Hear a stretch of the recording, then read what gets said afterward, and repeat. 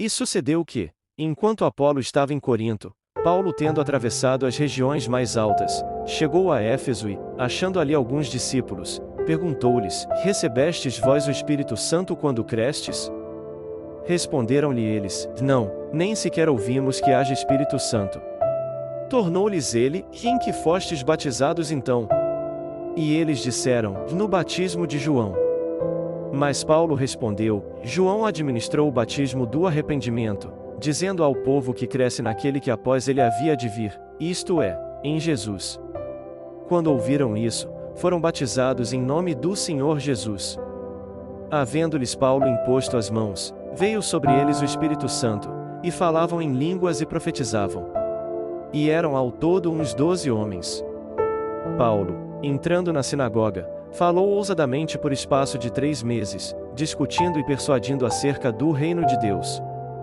Mas, como alguns deles se endurecessem e não obedecessem, falando mal do caminho diante da multidão, apartou-se deles e separou os discípulos, discutindo diariamente na escola de Tirano. Durou isto por 2 anos, de maneira que todos os que habitavam na Ásia, tanto judeus como gregos, ouviram a palavra do Senhor. E Deus pelas mãos de Paulo fazia milagres extraordinários, de sorte que lenços e aventais eram levados do seu corpo aos enfermos, e as doenças os deixavam e saíam deles os espíritos malignos.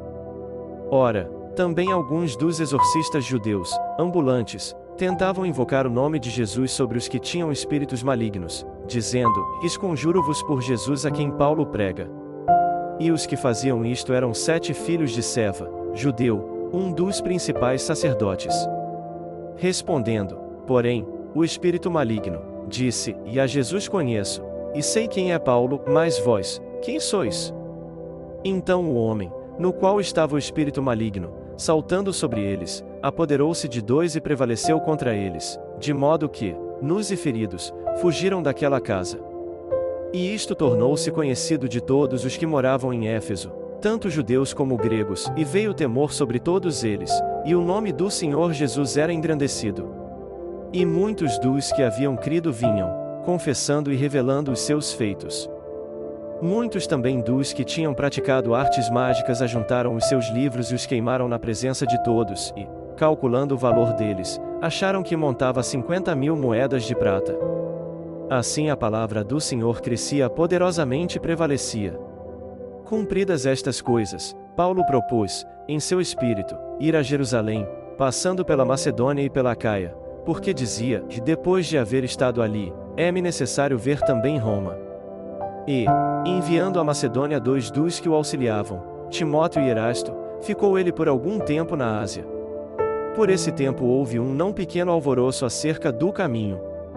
Porque certo ourives, por nome Demétrio, que fazia da prata miniaturas do templo de Diana, proporcionava não pequeno negócio aos artífices, os quais ele ajuntou, bem como os oficiais de obras semelhantes, e disse: Senhores, vós bem sabeis que desta indústria nos vem a prosperidade, e estáis vendo e ouvindo que não é só em Éfeso, mas em quase toda a Ásia, este Paulo tem persuadido e desviado muita gente, dizendo não serem deuses os que são feitos por mãos humanas.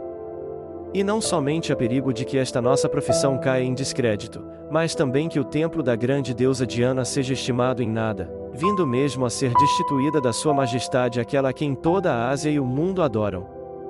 Ao ouvirem isso, encheram-se de ira, e clamavam, dizendo: Grande é a Diana dos Efésios.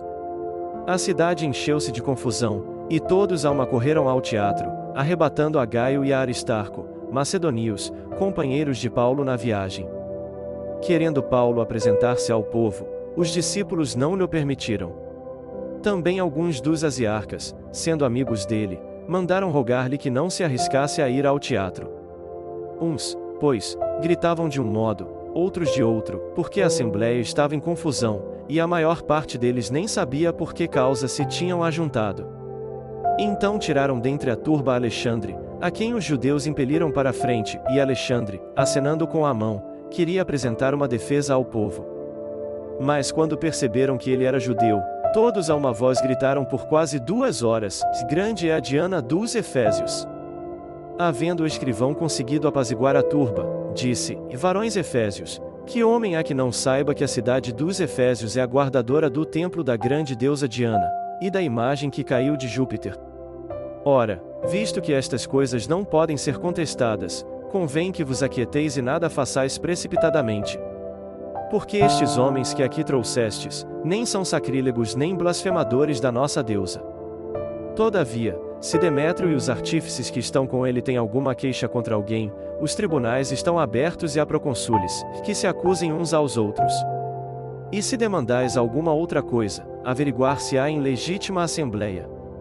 Pois até corremos perigo de sermos acusados de sedição pelos acontecimentos de hoje, não havendo motivo algum com que possamos justificar este ajuntamento.